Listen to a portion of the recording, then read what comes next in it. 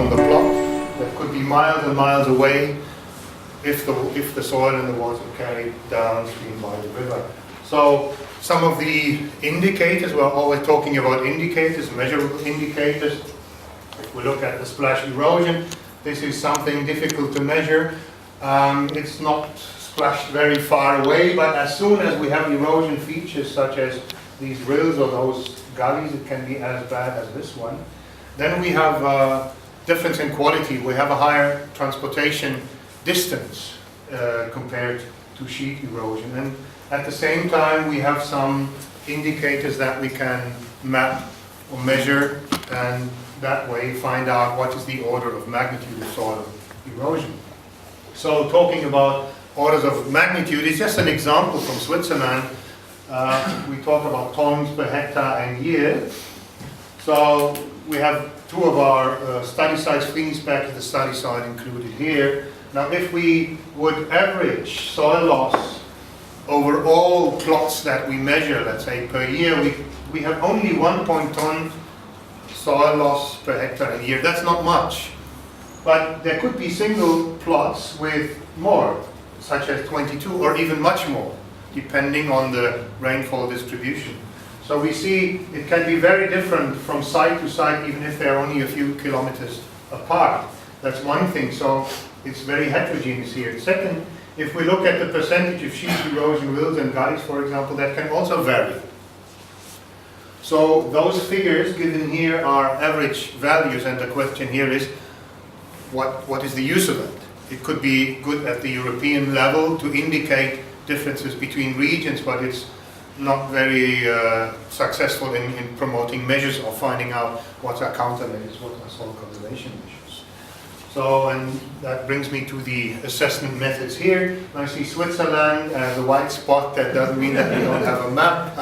We have probably a different model, and it's, I think, outside of that project. But it would be nice if we could convert our model. Now we have one, we have also, I think, this, I don't know, this model, Pesera, is it based on the universal soil loss equations? No, not at all. We have one based on that, but we have a 2 by 2 meter resolution digital terrain model, so that is quite detailed. But anyway, here we have soil erosion tons per hectare per year, and you can see all over Europe, you can say where are the hot spots, where are the areas where action needs to be taken. So for decision making, this is a very good basis. But what you said before is that even in the green areas you will still have red spots. You can have, yes. So you can have, yeah. So action should be taken all over.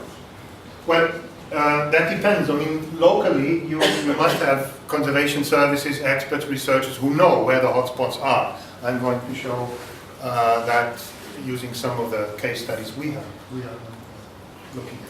But those models need to be fed with data, and they need to be calibrated, so we need a number of measurements.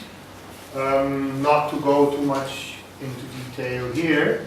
The typical ones, some test plots, rainfall simulations, gauging stations. The problem here is they're all very costly. You need a lot of equipment, you have a high demand of personnel here. So very often what happens to smaller projects with lower amount of money is rill mapping. So you are looking at the rills. You cannot determine sheet erosion. You look at the rills and measure the volume and convert it into soil mass which is moved away, which can give you at least a semi-quantitative data as well, but also qualitative data is very useful here.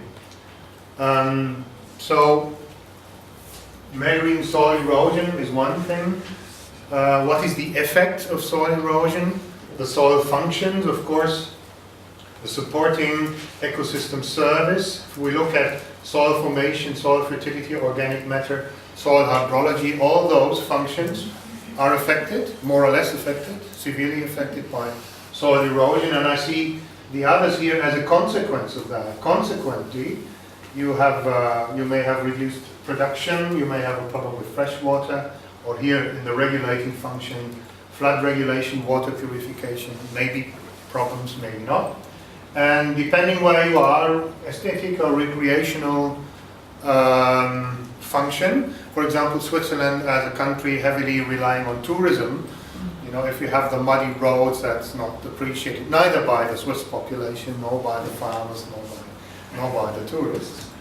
So I leave it at that stage. It will be different from case study to case study, which of the functions are affected and to what extent. I think in this respect it is wise to distinguish the effects of soil erosion into on-site and off-site effects. On-site erosion in many areas is related to production, crop production, agricultural production. Not only, but in many areas. So the rain that falls on the site, you lose soil fertility, may decline crop production, you destroy infrastructure, polluting watering points, etc. These are the on-site effects, but then the sediment and water are carried further down. There is sedimentation of water reservoirs, flash floods, water pollution, things like that. So this distinction of the effects of soil erosion is quite important because it involves costs. Those are costs related to the farms, the farmer. There's the cost of lowered production, destruction of infrastructure, or even pollution, like you have your sediment on the roads. In Switzerland, that's a couple of thousand Swiss francs to clean the road, and this is a special waste. You cannot drop it somewhere. You know, it contains fertilizer and chemicals and so on and so forth. So destruction of infrastructure is costs for the community, and that may be costs for the society. So look, if we are discussing about what are cost and benefit analysis, we can use probably some differentiation like that one. Now coming back to that map, the question here is what can we do about it? What can we do against soil erosion? And now, as I said, this map first of all tells us where some hotspots are at a very broad level, and we have to see our 3 case studies. Sorry, I did not introduce, this is a common presentation of Adriana and Jakob and myself. And these are our case study sites. So we are dealing with forest fires and post-fire erosion management in Jakob's case, abandoned terrace management in Cyprus, also a white spot on the European map, and Switzerland. So we have still white spots on the map, but we could at least use such a map to go into areas with more severe erosion hazard, apparently. But we have to go further down. Or another question here is, we discussed it yesterday at the political level, what would be a potential threshold for tolerable soils? I personally believe this is nothing that comes out of research. Even if I would be able to determine, to compare soil erosion with soil formation, say this is the threshold level. I think since it affects a policy, it needs negotiation. So for me, this is negotiable. But the data, the basic information, can come from our side, and then of course involvement of policymakers at an early stage. That's why I made the comment yesterday. Now I think I have still 5 minutes. Good. If you want to have an overview of conservation measures, I refer to WOCAT. Godert will be happy to introduce that to you in a couple of days. So I will restrict myself a little bit to Switzerland, Portugal and Cyprus, and give you just some hints, because there's too much to be presented in 5 minutes. Now let's go to Switzerland first. The question was, where in the hot spots of Switzerland, or in the green spots of Switzerland, where should we start? And in Switzerland, it's mostly related to crop production in the hilly area. That's soil erosion. You know, and in here, then the question is in detail, what are the key factors? Where are the hotspots? What are the accelerators? For example, headlands, wheel tracks, field border furrows. You see, soil erosion in Switzerland is a consequence of compaction in very many cases. So here the first question is, where is the damage? Then what are the reasons for the damage? And not to forget that upslope we have sources of runoff, well-protected areas which still can produce runoff that causes erosion somewhere else. And then we have the offsite damage, also involving costs. So treating erosion is not only the responsibility of the farmer, for example, to do something on his farm. It's a societal problem.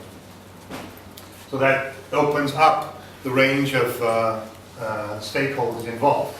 But in our case, one of the measures that was not promoted by us but by Swiss agencies of agriculture is zero tillage. So you don't plow, and this means it's not a conservation measure. You have to manage the system. The system, you manage the water. It's erosion by water. So you manage the water by managing the soil, the vegetation, the livestock, and the slope. You know, it's not, you cannot just look at the soil.